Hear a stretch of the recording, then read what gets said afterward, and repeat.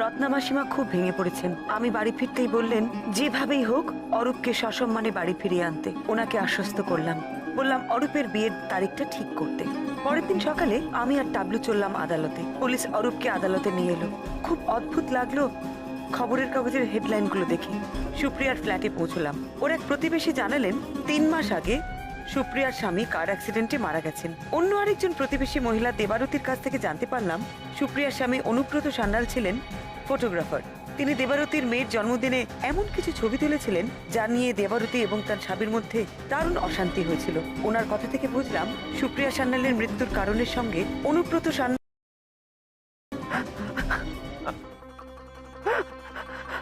আমার মেয়ের সঙ্গে কেন এমন হলো বলুন তো? কেন ওকে এভাবে চলে যেতে হলো? ও তো কারোর কোনো ক্ষতি করেনি, ও তো কারোর সাথে পাচেও থাকতো না, তাহলে কেন এমন হলো? ওই পুলিশ অফিসারের যেন চরম শাস্তি হয়। দেখবেন আপনি, হে ভগবান, ওই পুলিশ অফিসারের যেন চরম শাস্তি হয় ঠাকুর।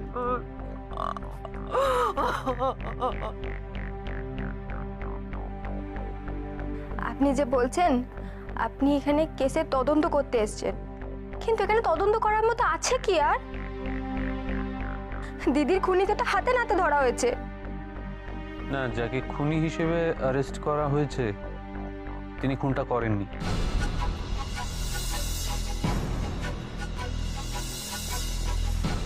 আপনারা এটা কি করে বলছেন?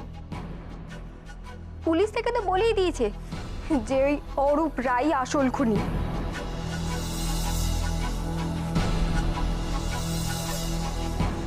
না না না, ওখানেই গলদ আছে। অরূপ রায় খুনি নয়। সে কেন খুন করবে?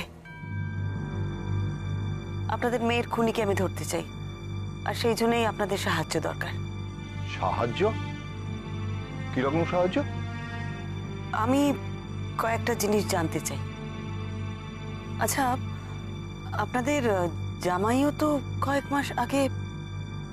হ্যাঁ, প্রায় 3 মাস আগে।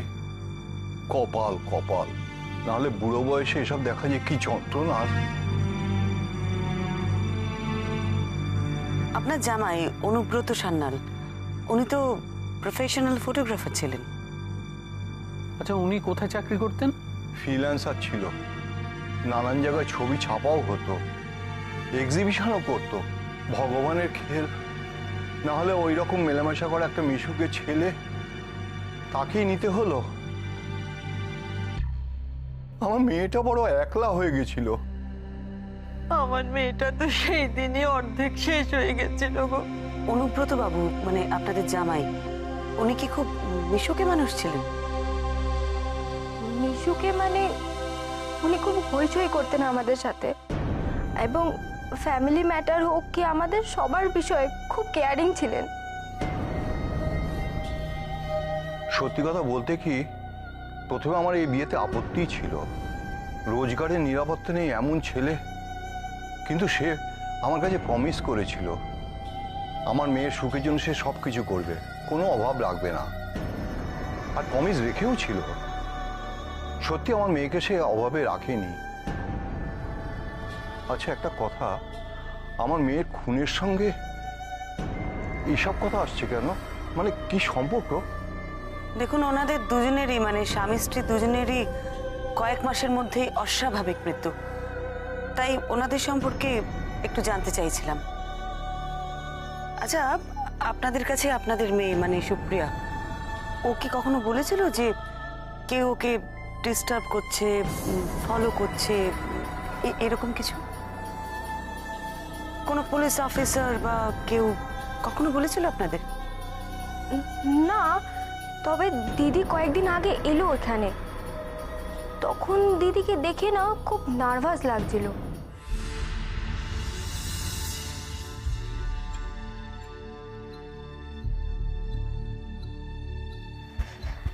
বলছি দিদি শোন না। কি হলো, ওরম করছিস কেন তুই? হেই, জানলা দিয়ে কি দেখছিস?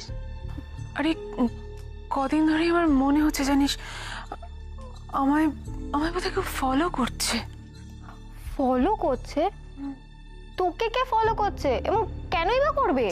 তো সেটা কি করে জানবো কে ফলো করবে, কেন করবে? কিন্তু আমার মনে হচ্ছে আমায় আমায় না কেউ একটা আচ্ছা শোন শোন শোন, কি দিদি, তোর হাত পা তো পুরো ঠান্ডা হয়ে গেছে তো রে।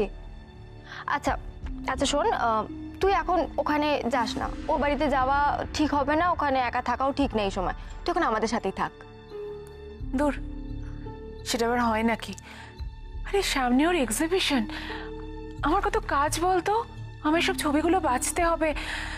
না না, আমার আমার এখানে থাকলে হবে না, আমাকে ওখানে ফিরতেই হবে।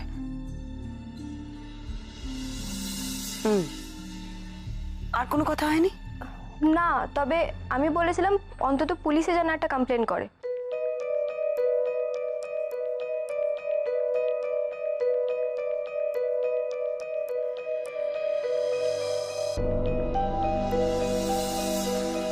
বৌমনি কতদূর এগোতে পারলো কে জানে।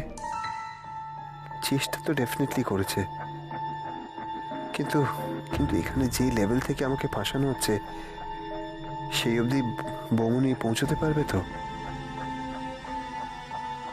অদ্ভুত ব্যাপার, এখানে আসা অবধি বাড়ির থেকেও কেউ দেখা করতে এলো না।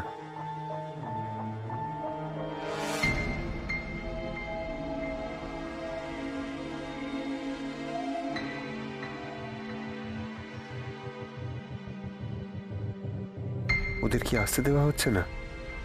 কোর্টে বৌমনিকে দেখলাম, কিন্তু কিন্তু কথা বলার আগেই পুলিশ আমাকে সরিয়ে দিল। চারিদিক থেকে আটকে দিয়েছে ওরা আমাকে। কি করতে পারে এরকম? আমাকে ফাঁসিয়ে কার কি লাভ?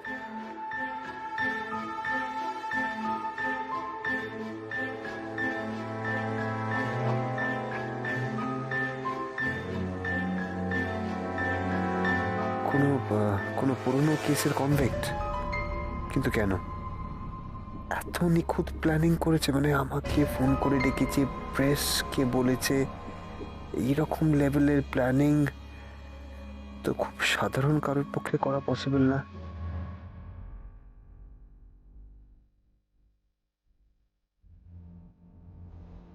মিস্টার চৌধুরী তো কোনো হেল্প করছেন না। উনি কি ভাবছেন আমি সত্যি ক্রিমিনাল? মা আর মিমি, ও কি ভাবছে আমাকে? ও কি আমাকে? মেজ বৌদি, আমাকে একবার জেলে নিয়ে যাবে গো। লক্ষ্মী শোনা মেয়ে, আমার একটা কথা শোন মিমি, এখন না তুই ভাইয়ের কাছে যাস না, কেমন? কেন?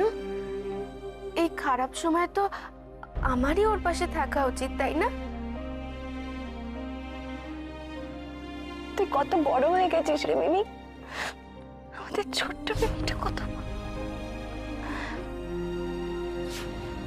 তুই এখন ভাইয়ের সামনে গেলে না মিমি, ভাইয়ের একদম ভালো লাগবে না। ও নিজের কাছে নিজে খুব ছোট হয়ে যাবে। আসলে ও তো এভাবে তোর তোর সামনে দাঁড়াতে চায়নি, তাই না মিমি? সময়টা না এখন খুব কঠিন, বুঝলি? আমাদের শক্ত থাকতে হবে, ভেঙে পড়লে চলবে না। খুব ক্রিটিক্যাল সময়, ধৈর্য ধরতে হবে, কেমন? মেজবৌদি, আমার না খুব ভয় করছে। আমি একটা গল্পে পড়েছিলাম, ঠিক এরকমই মিথ্যে কেসে একটা লোকের জেল হয়ে যায়, আর ঠিক 10 বছর পর সবাই জানতে পারে লোকটার কোনো দোষই ছিল না। মেজবৌদি, ওরও যদি। না না না না না, একদম না। আমার ভাইয়ের ভাইয়ের এরকম কিচ্ছু হবে না, পাগলি। আরে ওই লোকটার তো দিদি ভাইয়ের মতো কোনো বৌমনি ছিল না, তাই না?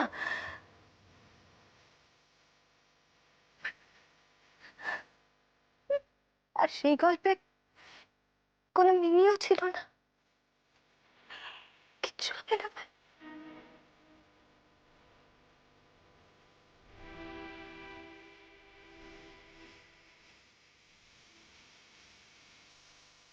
সত্যি কথা বলতে কি, প্রথমে আমার এই বিয়েতে আপত্তিই ছিল।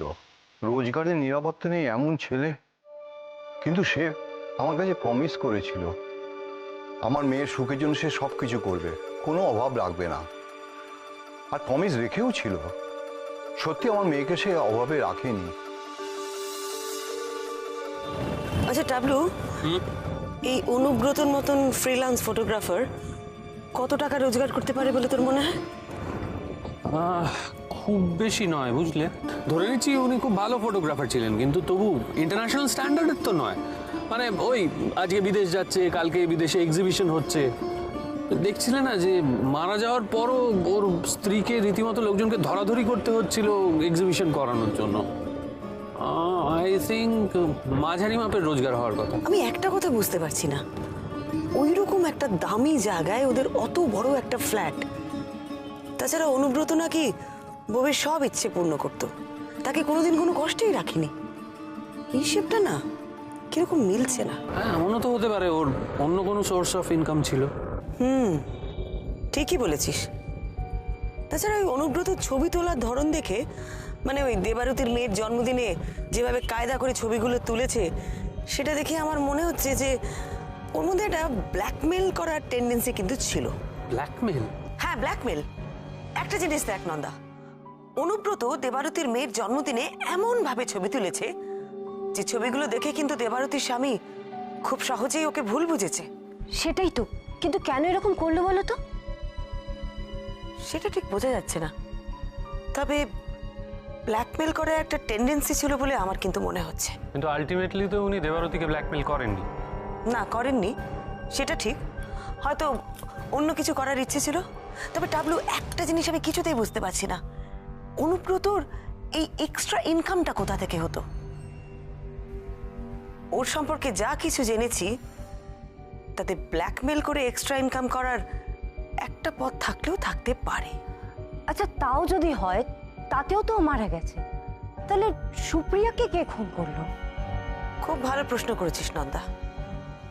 আমার ধারণা অনুব্রত বেঁচে থাকাকালীন কাউকে ব্ল্যাকমেল করছিল, আর সেই ওকে খুন করে। না না, ওর লোকজন তো বললো ওটা কার অ্যাক্সিডেন্ট। ওকে, তার মানে তুমি বলছো যে অ্যাক্সিডেন্টটা করানো হয়েছিল, সুপ্রিয়ার মতন অনুব্রত খুন হয়। তার মানে তুমি বলছো যে অ্যাক্সিডেন্টটা করানো হয়েছিল, সুপ্রিয়ার মতন অনুব্রত খুন হয়। আচ্ছা, তাহলে যে অনুব্রতকে খুন করেছিল তাকে অনুব্রত কি দিয়ে ব্ল্যাকমেল করছিল? হয়তো অনুব্রত তার কোনো সিক্রেট জানতো, হয়তো তার কোনো ছবি, গোপন হয়তো নয়, ছবি, কোনো ছবি ছিল এ ব্যাপারে আমি একদম শিওর। খুনির কোনো দুর্বল মুহূর্তের ছবি ছিল অনুব্রতর কাছে, যেটা দিয়ে অনুব্রত তাকে ব্ল্যাকমেল করছিল। আর করতে করতে না পেয়ে খুনি অনুব্রতকে খুন করে। তবে আমার বিশ্বাস অনুব্রত মারা যাবার পরেও খুনি কিন্তু ছবিটা পায়নি। তাহলে সেই জন্য সে সুপ্রিয়াকে সমানে ব্ল্যাকমেল করে যাচ্ছিল ছবিটা পাওয়ার জন্য। তাকে থ্রেট দিচ্ছিল অরূপের নাম করে। ওর নাম করে? হ্যাঁ, একদমই তাই। অরূপের নাম করে সুপ্রিয়াকে খুনি সমানে থ্রেট দিয়ে যাচ্ছিল। কিন্তু সে অরূপের নাম করে কেন থ্রেট করছিল? সে কি অরূপের কোনো পুরনো শত্রু? এটাই তো সব থেকে বড় খটকা। অরূপের কি সম্পর্ক এই কেসটার সাথে? অবশ্য একজন অনেস্ট পুলিশ অফিসারের প্রচুর শত্রু থাকতেই পারে। ওই সুপ্রিয়া সান্যাল থানায় যে ডায়েরিটা লিখেছে তাতে কি আছে জানিস? সুপ্রিয়া সান্যালকে নাকি বারবার থ্রেট করা হচ্ছিল, কিন্তু কি করে থ্রেট করা হচ্ছিল সেটা কিন্তু কোথাও লেখা নেই। তাকে কেউ ফোন করে থ্রেট করছিল, সরাসরি দেখা করে, চিঠি দিয়ে? কিচ্ছু লেখা নেই। মানে পড়লে তুই বুঝতেই পারবি না যে কি করে থ্রেট করা হচ্ছিল। যা, তাহলে কি করে বুঝবে লোকটাকে প্রমাণ রেখে যায়নি কাজ ছেড়ে? কোনো না, এটা তো হতে পারে না। অপরাধী কোনো প্রমাণ রাখবে না এটা অসম্ভব।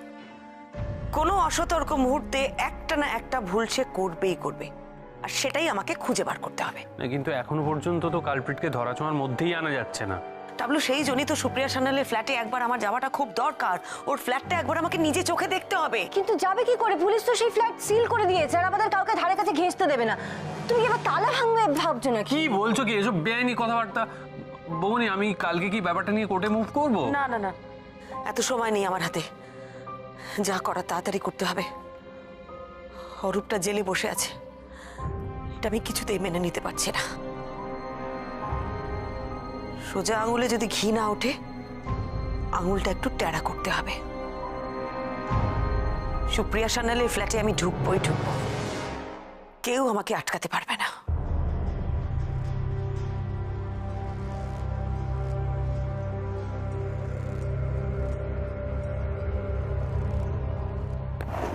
আমি কিন্তু রেডি, শুধু টর্চটা নিলেই হয়ে যাবে। একটু বেশি রিস্ক হয়ে যাচ্ছে না তো দিদিভাই? আমরা পারবো? রিস্ক তো নিতেই হবে নন্দা। আমি যতক্ষণ না অরূপকে ফিরিয়ে এনে ওর কাজের সসম্মানে ওকে জয়েন করাতে পারবো, ততক্ষণ আমার শান্তি নেই। ও যা করেনি তার শাস্তি ও কেন পাবে? যারা এই কাজ করেছে তাদের সবাইকে ধরে আমি ঠিক শাস্তি দেবো, দেখিস। তুমি ভাইয়ের জন্য যা যা করছো দিদিভাই, আমি ওর সাথে দেখা হলে সব বলবো।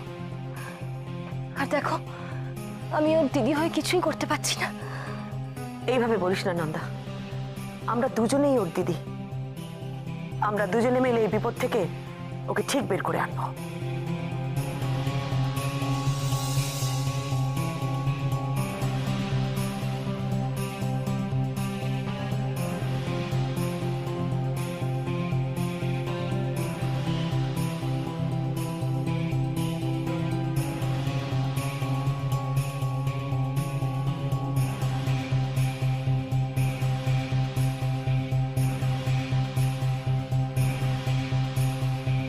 এইটা সুপ্রিয়াদের রান্নাঘরের দিক, আর ওই দিকটা ওদের ফ্ল্যাট, মানে ড্রয়িং রুম, বেডরুম, ওগুলো। ও দিদিভাই, ঠিক বুঝতে পারছো তুমি যদি অন্য কোনো ফ্ল্যাটে ঢুকে পড়ো? আরে না না, আমি দিনের বেলা এসে দেখে গেছি, ভুল হওয়ার কোনো চান্সই নেই। আমাকে এখান দিয়েই ঢুকতে হবে। কিন্তু ঢুকবে কি করে দিদিভাই? জানলাগুলো তো সব বন্ধ, সিঁড়িও তো নেই। সিঁড়ি নেই, কিন্তু এই দেখ, এই পাইপটা তো আছে। আমি বলছিলাম কি, আমি না এই পাইপটা বেয়ে ওই কালিশের উপর পা রেখে রেখে ওপরে যাই। হ্যাঁ, তারপরে ওই জানলার কাঁচটা, হ্যাঁ ওই জানলার কাঁচটা ভেঙে আমি ভেতরে ঢুকবো। কি কি বলছো তুমি? পাইপে? না না দিদিভাই, এসব তুমি তো করোনি, পারবে না করতে। পড়ে গেলে? গোয়েন্দাগিরিটাও তো একদিন প্রথম করেছিলাম নন্দা, ভয় তো আমি একটু একটু করে কাটিয়েছি। ভয় পাস না, আমাকে পারতেই হবে। বাই চান্স যদি তোমার পা স্লিপ করে যায় দিদিভাই, তাহলে যে সর্বনাশ হয়ে যাবে, কি করবো তখন? আমি বলি কি বলো দি, আমি ওপরে যাই, কানিস বিয়ে ঠিক উপরে উঠে যেতে পারবো। না কালু, তুমি ওপরে গেলে তো হবে না, আমাকে যেতে হবে। ফ্ল্যাটের ভেতরে আমাকে ঢুকতে হবে, নিজের চোখে সবকিছু দেখতে হবে আমাকে। আমি তোদের যা যা বলেছি মনে আছে তো? মাথা ঠান্ডা রেখে কাজ করবি, কোনো বিপদ হলে সেটাকে সামলে নিতে হবে, ঠিক আছে? সাবধানে উঠো দিদিভাই।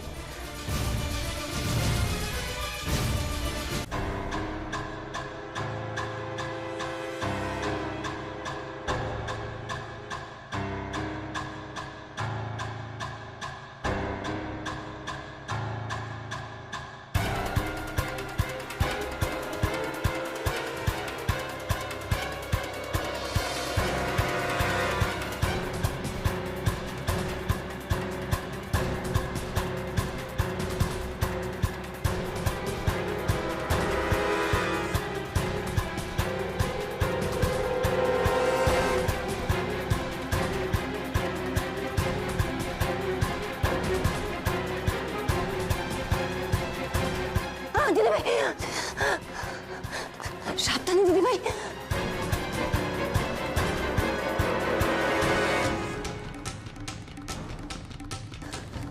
দিদিভাই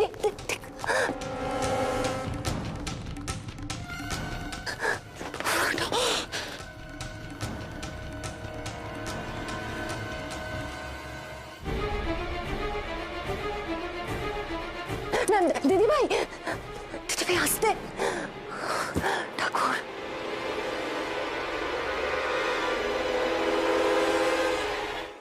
পাটা স্লিপ করেছে।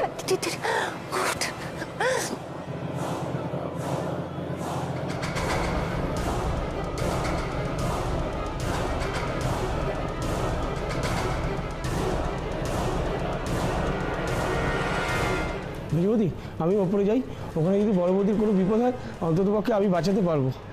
না না, দিদিভাই একবার ঢুকে যেতে পারলে ঠিক ম্যানেজ করে নেবে। আর তাছাড়া এখন আমাদের এখানে থাকতে হবে কালুদা, যাতে দিদিভাই ইশারা করলে আমরা সেই অনুযায়ী অ্যাকশন নিতে পারি। এখানেই থাকবো আমরা।